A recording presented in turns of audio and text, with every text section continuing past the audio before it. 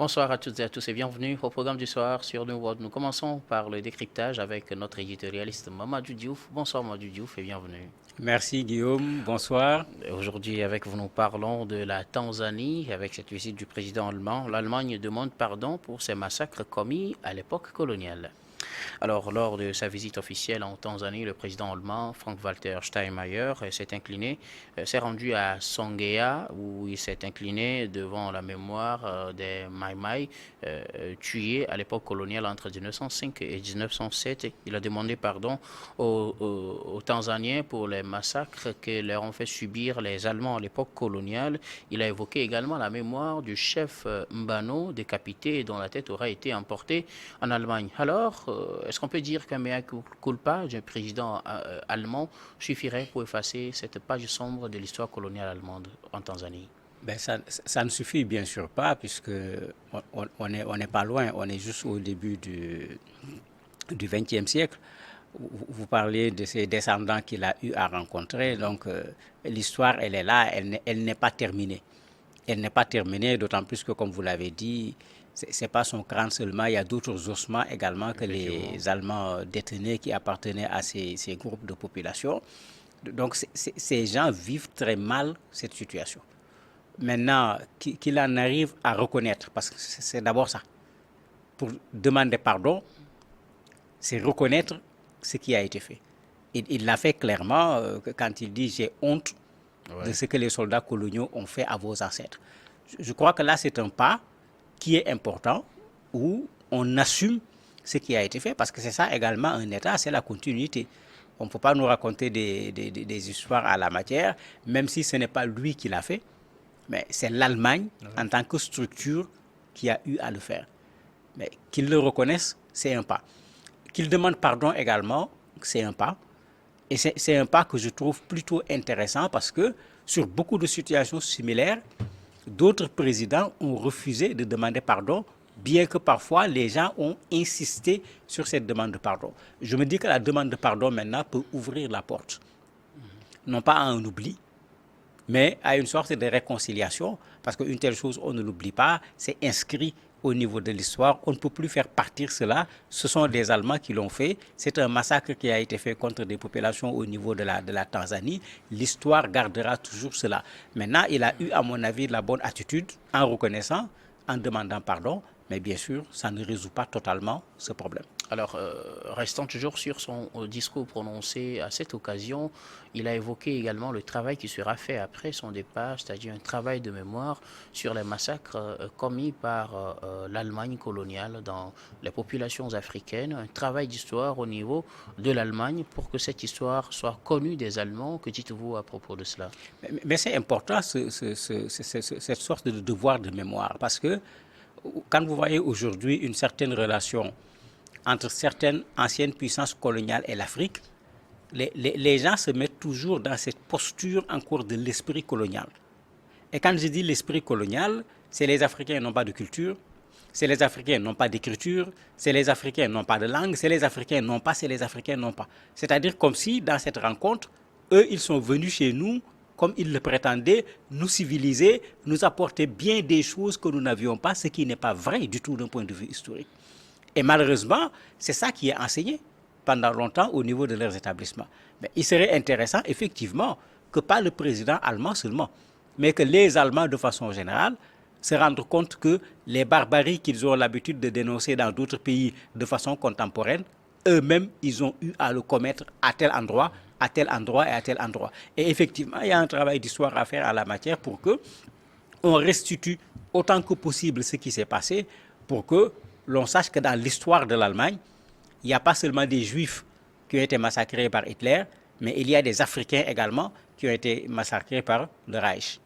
Alors, parlant toujours de cette visite, elle fait écho à une autre visite sur le continent africain et surtout dans cette partie du continent, c'est la visite du roi Charles III au Kenya. Charles III qui n'a pas exactement adopté la même attitude que Frank-Walter Steinmeier, même si Charles III a condamné les actions du colon britannique, n'a pas tenu la même attitude que Frank-Walter Steinmeier. Pourquoi cette différence d'attitude à cette époque?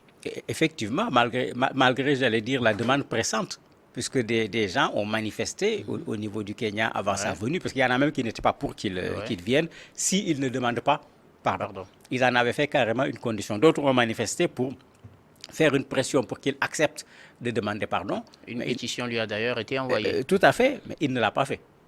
Il a préféré utiliser ce que j'appellerais la méthode la plus simple, qui est la plus facile, condamner ce qui a été fait, comme si on avait deux fois le royaume de Grande-Bretagne, mais c'est la même continuité.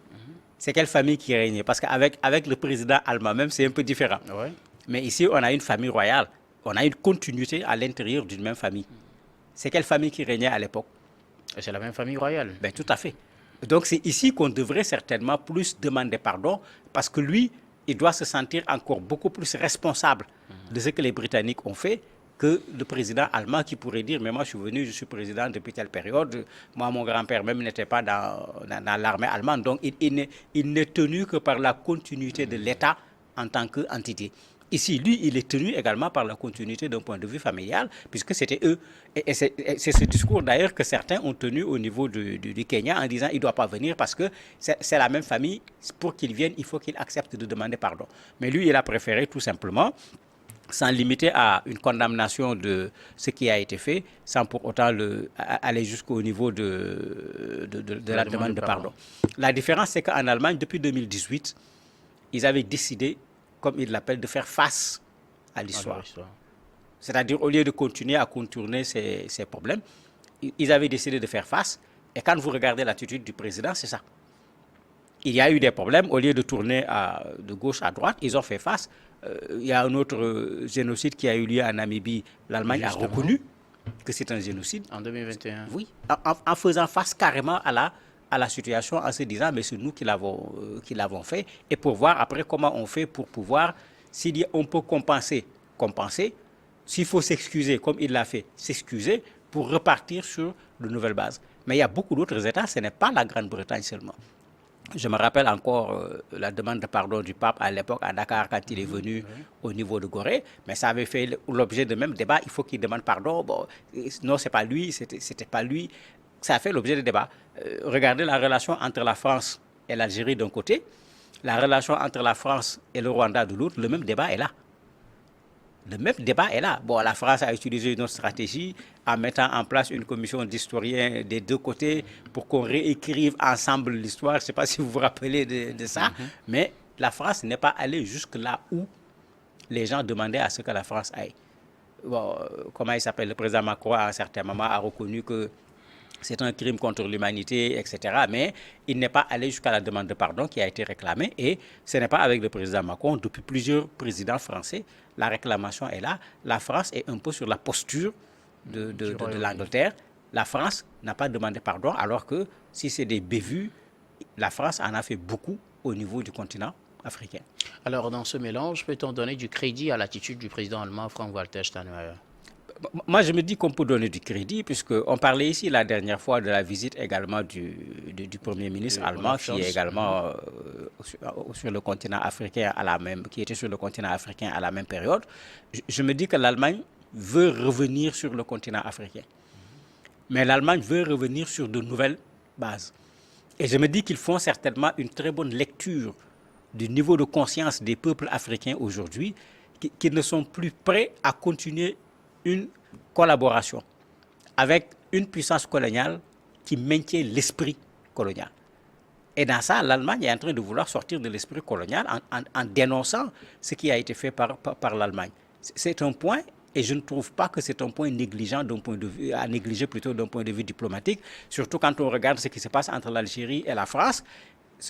Le point d'achoppement des relations se trouve dans cela, dans ce que la France a fait en Algérie avec la guerre pour l'indépendance.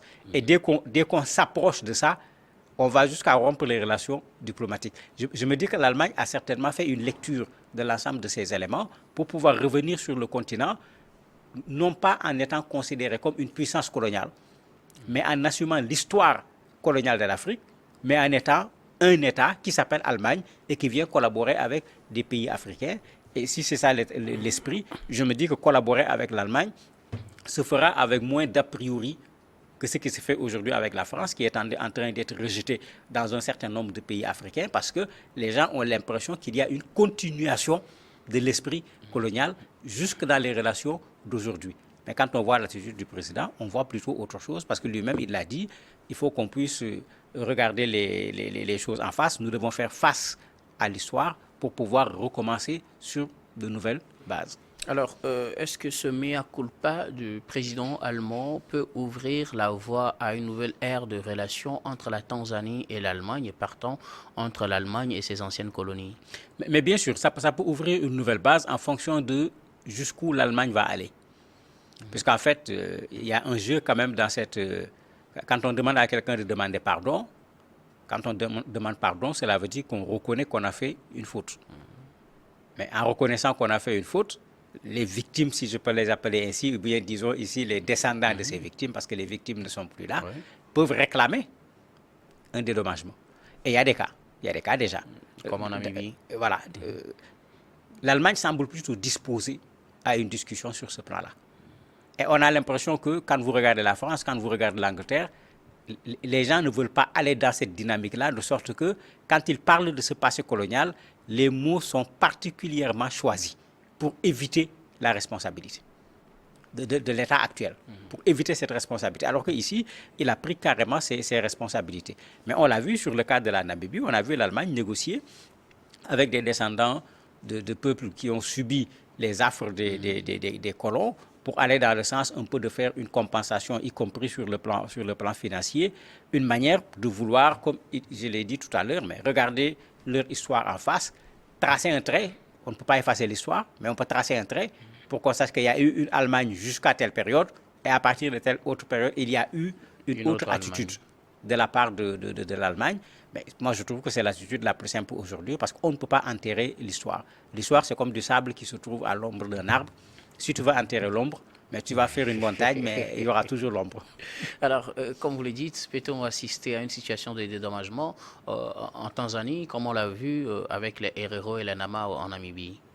On pourrait y assister parce que dans l'attitude du président allemand, il est allé voir les descendants du chef Mbano dont vous parliez tout à l'heure, mais il y a une de ces petites filles qui, dans son discours, a été très claire, a posé la question du dédommagement, qu'il a posé clairement. Maintenant, est-ce qu'il y a eu des préalables? Parce qu'il ne faut pas oublier que c'est le président allemand qui se déplace.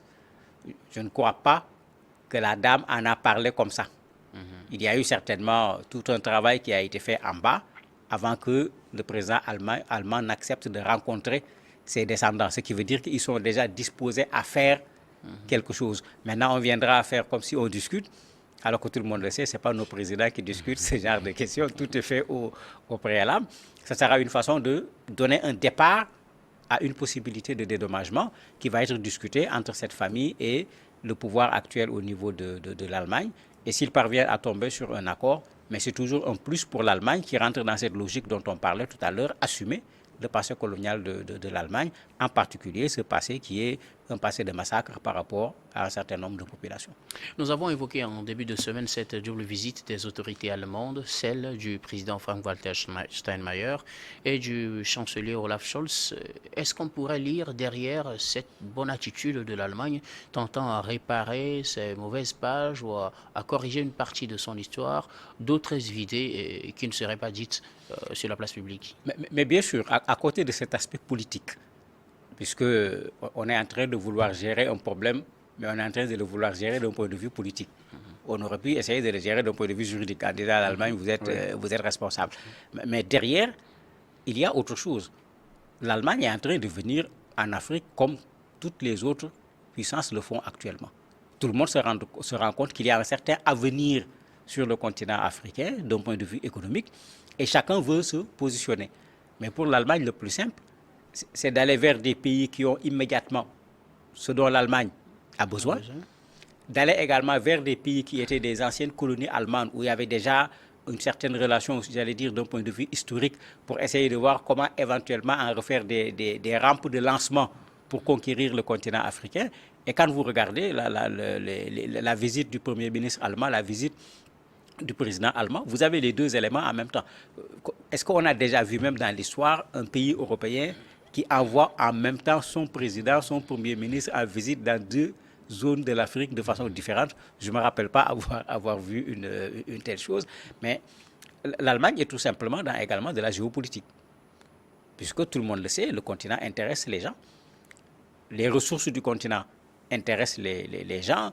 La crise au niveau de l'Ukraine fait que d'un point de vue énergétique, des pays comme l'Allemagne rencontrent des difficultés. Il leur faut diversifier leurs sources d'approvisionnement sur le plan énergétique. Il y a d'autres ressources également qui sont des ressources importantes aujourd'hui pour les véhicules électriques, pour les téléphones, etc., qu'on retrouve au niveau du continent africain. Mais l'Allemagne a besoin, si elle veut se maintenir en tant que puissance européenne, de pouvoir accéder à ces ressources-là. Et comme leur stratégie, c'est de prendre de l'avance par rapport aux autres, mais l'Allemagne est en train de se positionner, pas pour aujourd'hui, mais très certainement pour dans 10 ans. Et vous allez voir, si le processus continue, dans 10 ans, vous allez voir une Allemagne avec des relations avec l'Afrique qui n'ont rien à voir avec ce que nous constatons aujourd'hui. Mamadou Diouf, nous arrivons pratiquement à la fin de cet entretien. Un dernier mot sur ce mea culpa du président allemand en Tanzanie. Je me dis qu'il faut amener toutes les autres puissances coloniales à reconnaître leur faute. C'est la moindre des choses. À demander pardon également, c'est la moindre des choses. Est-ce qu'il y aura dédommagement ou pas? Je me rappelle encore ces débats qui avaient eu lieu en Afrique du Sud où les présidents Obasanjo, Abdoulaye Wade étaient présents. Les positions n'étaient pas les mêmes entre les présidents africains. Les intellectuels africains également n'ont pas les mêmes positions par rapport à cette question du dédommagement de façon générale, que ça concerne la colonisation ou bien la traite négrière. Mais au moins, même si on ne s'entend pas sur le dédommagement, mais qu'on amène les gens à reconnaître leurs fautes, voire même à donner une qualification à la chose, puisque la France reconnaît que la traite négrière peut être considérée comme un crime contre l'humanité, mais d'autres ne le font pas, que les Africains portent le combat, au lieu que ce soit quelqu'un qui vient nous offrir tout simplement le résultat d'un combat qu'on n'a pas véritablement mené. Merci beaucoup à vous, Mamadou Diouf, éditorialiste. Merci d'avoir répondu à nos questions dans ce numéro du décryptage. Merci également à vous, très chers téléspectateurs, de nous avoir suivis. C'est la fin de ce numéro du décryptage. Je vous retrouve tout de suite pour la suite du programme du soir sur New World Info.